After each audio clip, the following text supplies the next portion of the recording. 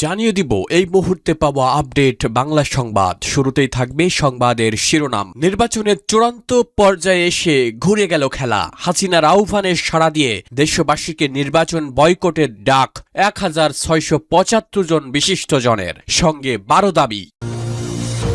এরপরে জানিয়ে দিব আওয়ামী লীগ ছাড়া নির্বাচনকে অবৈধ ঘোষণা ইউরোপীয় ইউনিয়নের। গণতন্ত্র রক্ষায় ইইউ এর কঠোর বার্তা।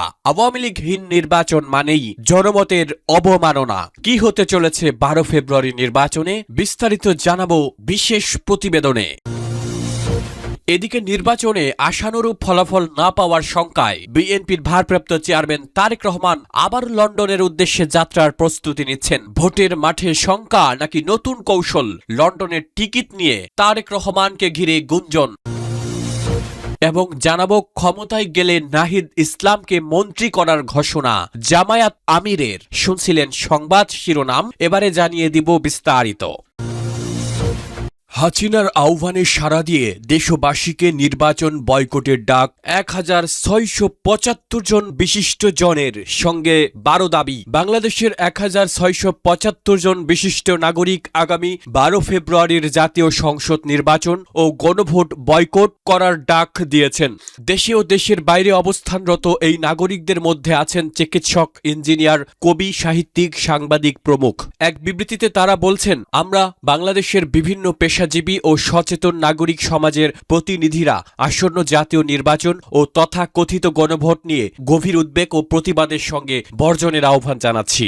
আমাদের দৃঢ় বিশ্বাস, বর্তমানে বাংলাদেশে কোনো গ্রহণযোগ্য, অংশগ্রহণমূলক, অবাধ, সুষ্ঠু ও বিশ্বাসযোগ্য নির্বাচন আয়োজনের ন্যূনতম রাজনৈতিক, আইনি, প্রাতিষ্ঠানিক বা নিরাপত্তাগত পরিবেশ বিদ্যমান নেই। যা আয়োজন করা হচ্ছে তা কোনো গণতান্ত্রিক প্রক্রিয়া নয়, বরং একটি পরিকল্পিত রাজনৈতিক প্রহসন, যা দেশকে দীর্ঘমেয়াদী অস্থিরতা ও আন্তর্জাতিক বিচ্ছিন্নতার দিকে ঠেলে দেবে। প্রসঙ্গত, বাংলাদেশের আসন্ন জাতীয় সংসদ নির্বাচন ও গণভোটে আওয়ামী লীগকে অংশ নিতে দেওয়া হচ্ছে না। এই পরিস্থিতিতে শেখ হাসিনা তার দলকে ভোট বয়কটের নির্দেশ দিয়েছেন। কার্যক্রম নিষিদ্ধ আওয়ামী লীগের নেতারা ভোট বয়কটের আহ্বান জানিয়ে ভার্চুয়াল মাধ্যমে প্রচার চালিয়ে যাচ্ছেন। বিবৃতিতে ওই নাগরিকেরা ব্যাখ্যা দিয়েছেন কেন আসন্ন জাতীয় সংসদ নির্বাচন এবং গণভোট অবৈধ ও বেআইনি। সেই সঙ্গে তারা ১২ দফা দাবি পেশ করেছেন।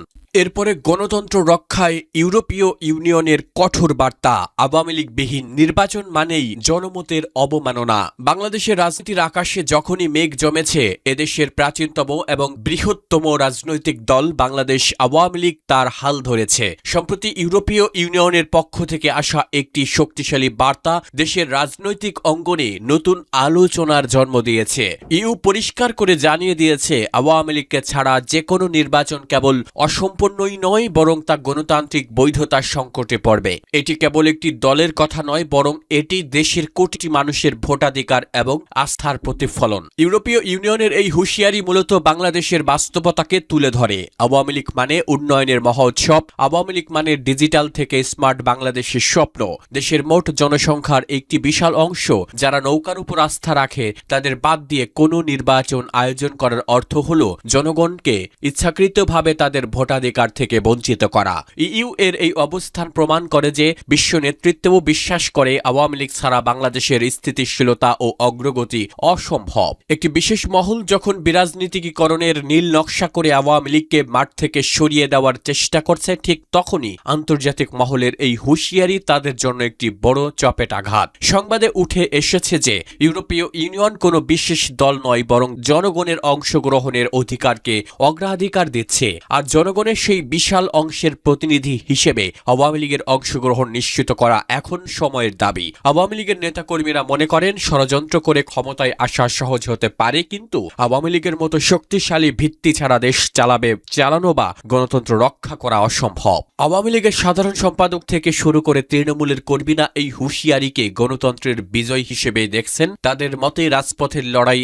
আর উন্নয়নের জোয়ারে যারা আওয়ামী লীগকে চিনেছে, তারা কখনোই আওয়ামী লীগহীন কোনো প্রহসন হোসেন মেনে নেবে না। ইউরোপীয় ইউনিয়নের এই বার্তা মূলত একটি সত্যকেই প্রতিষ্ঠিত করেছে। বাংলাদেশের গণতন্ত্রের হৃৎপিণ্ড হচ্ছে আওয়ামী লীগ। জনগণ এখন তাকিয়ে আছে একটি সুষ্ঠু ও অংশগ্রহণ নির্বাচনের দিকে, যেখানে আওয়ামী লীগ স্বমহিমায় অংশ নেবে এবং দেশের উন্নয়নের ধারা অব্যাহত রাখবে। কারণ আওয়ামী লীগ মানেই জনগণের দল, আর জনগণের ইচ্ছাই শেষ কথা। বাংলাদেশের ত্রয়োদশ জাতীয় সংসদ নির্বাচনের কাউন্টডাউন শুরু হয়ে গেছে। মাঠের রাজনীতিতে যখন সরগরম অবস্থা, ঠিক তখনই একটি সংবাদ রাজনৈতিক মহলে ব্যাপক চাঞ্চল্যের সৃষ্টি করেছে। গুঞ্জন উঠেছে নির্বাচনে আশানুরূপ ফলাফল না পাওয়ার শঙ্কায় বিএনপির ভারপ্রাপ্ত চেয়ারম্যান তারেক রহমান আবারও লন্ডনের উদ্দেশ্যে যাত্রার প্রস্তুতি নিচ্ছেন। রাজনৈতিক বিশ্লেষকদের মতে নির্বাচনের ঠিক আগ মুহূর্তে এই ধরনের খবর বিএনপির নেতাকর্মীদের মধ্যে মিশ্র প্রতিক্রিয়ার সৃষ্টি করেছে। দীর্ঘ 17 বছর নির্বাসনে থাকার পর গত বছরের ডিসেম্বরে তারেক রহমান বীরের বেশে দেশে ফিরেছিলেন। তার এই প্রত্যাবর্তন বিএনপিকে নতুন প্রাণ দিয়েছিল।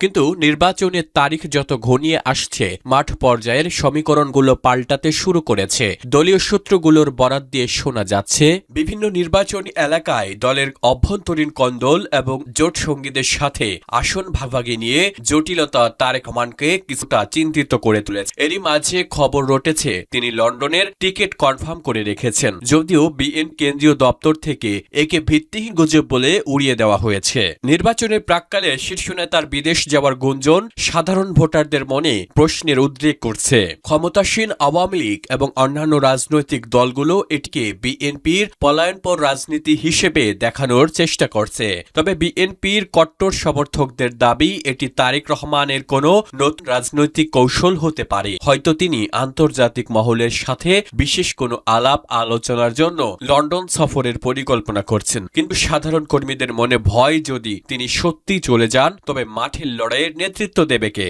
রাজনীতিতে গুঞ্জন আর বাস্তবতার ফারাক অনেক সময় খুব সামান্য হয়। তারেক রহমানের এই লন্ডন যাত্রার খবর কেবলই প্রতিপক্ষের ছড়িয়ে দেওয়া গুজব, নাকি এর পেছনে কোনো অঘোষিত সত্য লুকিয়ে আছে, তা সময়ই বলে দেবে। 12 ফেব্রুয়ারির নির্বাচনকে সামনে রেখে বিএনপি যখন অস্তিত্ব রক্ষার লড়াইয়ে এমন ক্রান্তিকালে তারেক রহমানের অবস্থানই নির্ধারণ করে দেবে দলটির ভবিষ্যৎ। তবে এই গুঞ্জন যদি সত্যি হয়, তবে তা বাংলাদেশের নির্বাচনকালীন ইতিহাসে এক বড় নাটকীয় মোড় হিসেবে গণ্য হবে। ক্ষমতায় গেলে নাহিদ ইসলামকে মন্ত্রী করার ঘোষণা জামায়াত আমিরের। বাংলাদেশ জামায়াতে ইসলামী যদি সরকার গঠন করতে পারে, তবে এই দলের নেতৃত্বাধীন জোট সঙ্গী জাতীয় নাগরিক পার্টির আহ্বায়ক নাহিদ ইসলামকে মন্ত্রী বানানো হবে বলে জানিয়েছেন দলটির আমির ডাক্তার শফিকুর রহমান। রোববার সকালে বাড্ডার ডিআইটি প্রজেক্ট খেলার মাঠে ঢাকা 11 আসনের ভোটারদের উদ্দেশ্যে আয়োজিত জনসভায় তিনি এই ঘোষণা দেন। এর আগে সেখানে হাজির হয়ে শুরুতেই নাহিদ ইসলামের হাতে শাপলাকলি প্রতীক তুলে দেন ডাক্তার শফিকুর রহমান। পরে জামায়াত আমির বলেন, নাহিদ ইসলামের জন্ম এখানে, বেড়ে ওঠা এখানে, তাই মায়ের কাছে মাসির গল্প করব না। সরকার গঠন করতে পারলে নাহিদ ইসলামকে মন্ত্রী হিসেবেই আপনারা দেখবেন ইনশাআল্লাহ। তিনি বলেন, 12 তারিখ বিজয়ী হলে নাহিদ ইসলামকে মন্ত্রী বানানো হবে। নাহিদদের বিমানের সামনে ককপিটে রেখে পেছনে থাকবে জোটের নেতারা। জামায়াত জোট কোনো ভুলভাল আশ্বাস দেবে না, যা আছে তাই নিয়েই দেশ গড়বে। নাহিদ ইসলামের সমর্থনে জনসভায় তিনি আরো বলেন, 12 ফেব্রুয়ারি জনগণ আধিপত্যবাদের গোলামকে লাল কার্ড দেখাবে। বিএনপির নাটে ঘাটে সব কার্ড ভুয়া, এই কার্ডকে 12 তারিখ জনগণ লাল কার্ড দেখাবে।